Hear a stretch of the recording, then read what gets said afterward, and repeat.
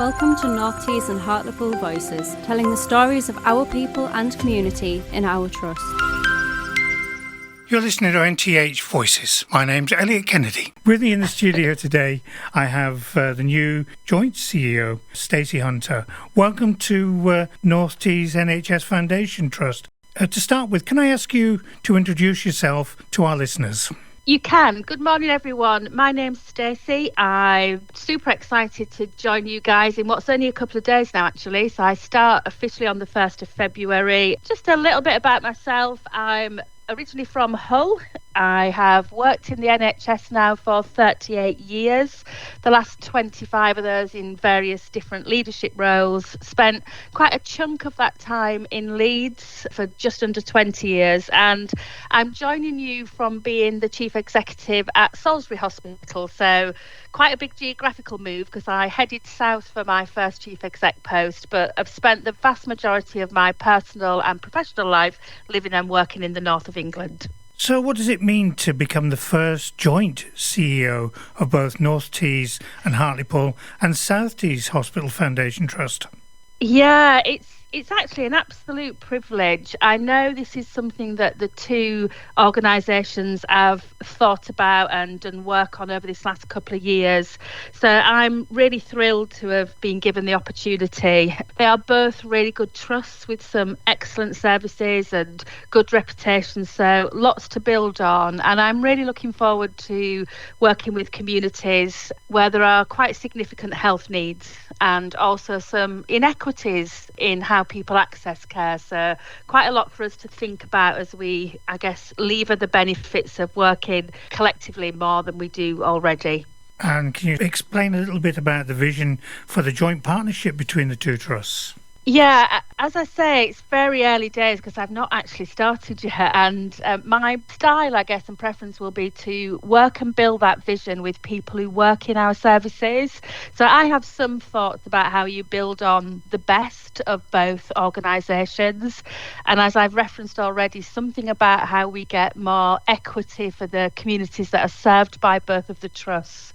And I think how we use our collective influence to secure resources into the Tees Valley and think about how we make the best use of all of the facilities we've got available to us across the 4 hospitals and the various community teams that work as part of the two organisations.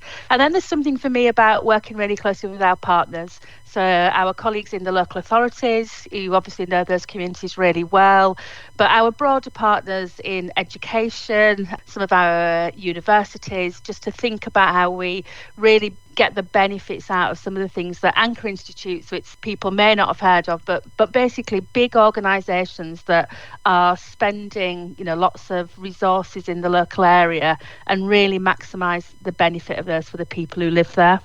Will you be splitting your time between both organisations? It's a really good question, and obviously there'll be some practicalities around actually certain things happening in the different organisations at certain times. But one of the big challenges, and one of the things that I really want to work with people to get right, is how you can be visible when you're covering such a broad area. I think there are just under 18,000 staff in total that work across the two trusts, and as you know, 4 hospitals in the group, and then community teams based at several locations. So I'll be working hard to make sure that I'm as visible as possible. Clearly, the chief exec is, an important role and very symbolic for the trust, but not the only person. And I think, we have a leadership team and we've got local leaders in all of our services. And for me, it will be about how I can support and amplify the work that those local leadership teams are doing. Your 3 priorities for this next year? Oh, it's a really good question.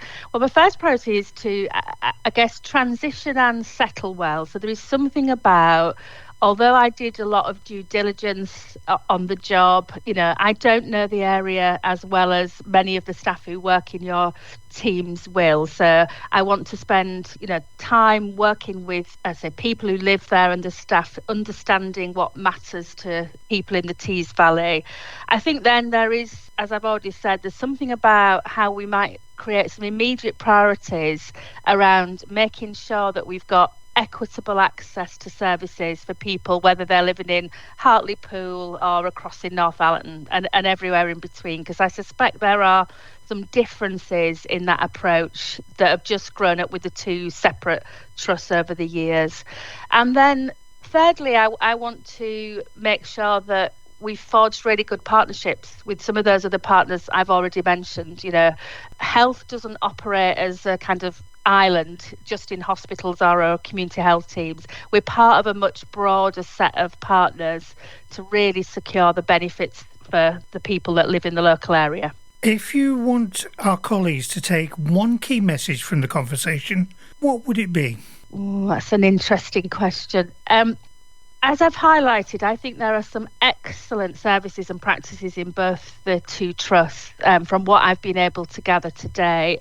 I guess my key message would be that working even more closely together, we can be even better and make sure that the services for the people who live in the Tees Valley and rely on us are absolutely first class and consistent every time that people need them. What do you think are the main challenges facing the NHS at this moment in time? And of course, for the future. Yeah, I think undoubtedly anyone listening to this that works in the NHS or I think experiences services will know that we often struggle to have sufficient staff. So I really welcomed the National Workforce Plan that came into effect probably about 6 to 8 months ago now, but we've got a long way to go to populate that plan over the coming years to make sure that our teams have enough people in them to meet the demand. And I think that's probably the number one thing, if you talk to our colleagues, that they would say we need to focus on and prioritise over the coming years. Now, it's enough about work, because I'm sure that people realise that you are actually a human being and you have other things to do other than working in the NHS. So what do you do to relax? No, it's another great question. So I guess a couple of things. I'm a big dog lover. I've got an 8-year-old spaniel called Finn, who has a very special place in my heart. And we got a puppy before Christmas, a new cockapoo who's 15 weeks old called Daphne, who is occupying lots of time and attention, as you might imagine puppies do. And then when I'm not out dog walking and getting a bit of fresh air, I like to go sailing. It's something I've only done for 7 or 8 years. I'm still more enthusiastic than I am competent, but very, very keen on it and enjoy getting out on the water and, you know, practicing some of those very kind of practical skills that you need to be safe in a boat. Now, I've been said a few questions about a little test about your knowledge about Teesside. So what is a parmo? No, I've never had a parmo, is the first thing to say. So I'm sure that will be put right within a few weeks. But I have seen parmos and had a good friend who lived in the northeast who used to talk about them. So I understand that they're either chicken or pork. My preference would be chicken, I have to say, with some vegetable sauce and cheese. Well, and lots of cheese covering them. And then I think basically you can eat them in a sandwich or with anything in the northeast. So I'm looking forward to getting an opportunity to try one. They do sound sure lovely, we'll sort that out if not slightly calorific. They are, yeah. So what are the travelling fans for the borough called? So insultingly, they call the borough fans. Now, I do know this. I know they're called smoggies, relating back, I guess, to the industrial times in the northeast, which feels like at some levels it might be a name to be a little bit rude or offensive, but actually I'm sure that people who support the borough are very proud of that history. And certainly when you drive through Middlesbrough, I was you're able to see, if you like, all the landscape that reminds you of that industrial past, which will be very, very proud for the people who live there.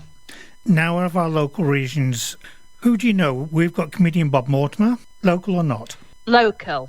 Chris Rea. I think he's local. I think he is. I couldn't be certain. Or Emma Clark from the Game of Thrones. Is she local? No, I know she's not local. She's from London. So I'm guessing that means Chris Rea must be local. But I couldn't tell you which part of the Tees Valley he's from. Right. Which was invented in Stockton, the matchstick or the cigarette lighter? Ooh, now this will be a guess because I don't know. 50-50, let's see. I'm going to go the matchstick. Correct. Yeah. So you've done your homework. Is there anything else you'd like to add?